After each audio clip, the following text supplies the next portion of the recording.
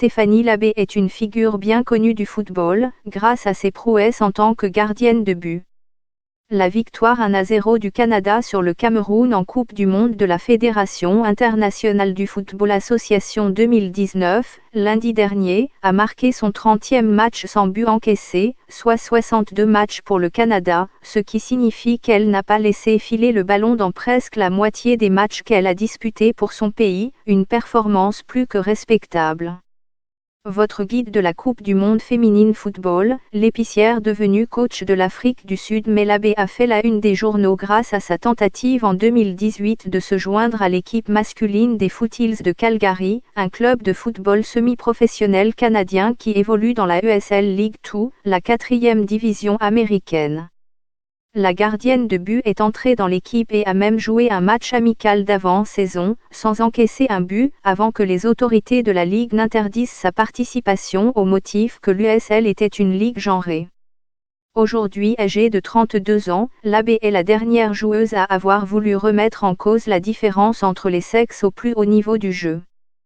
Coupe du monde féminine, Janine Van Wyk, la conquérante Aziza Oshoala, est l'anti-princesse du football bien que plusieurs instances dirigeantes nationales du football aient relevé la limite d'âge pour les équipes mixtes de jeunes, le football professionnel reste une zone interdite.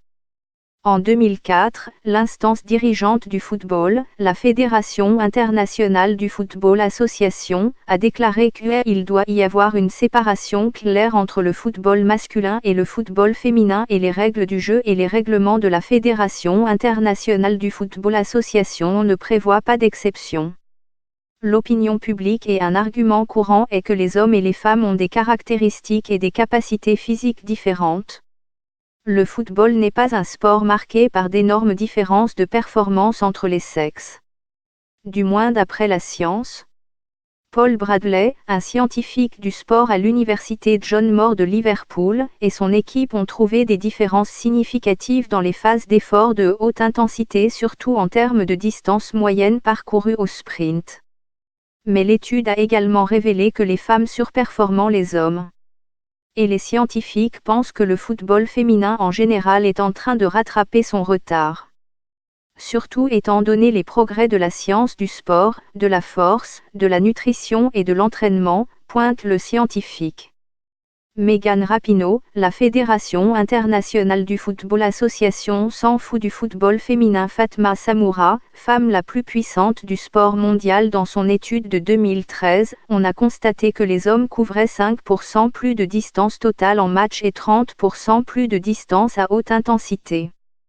Toutefois, Bradley souligne également une caractéristique unique du football, la façon dont il s'adapte à un plus large éventail de types physiques de joueurs. Des joueurs de petite taille, relativement faibles physiquement et plus lents ont toujours défié les pronostics et, pour certains observateurs, cela prouve qu'hommes et femmes peuvent jouer sur un même terrain.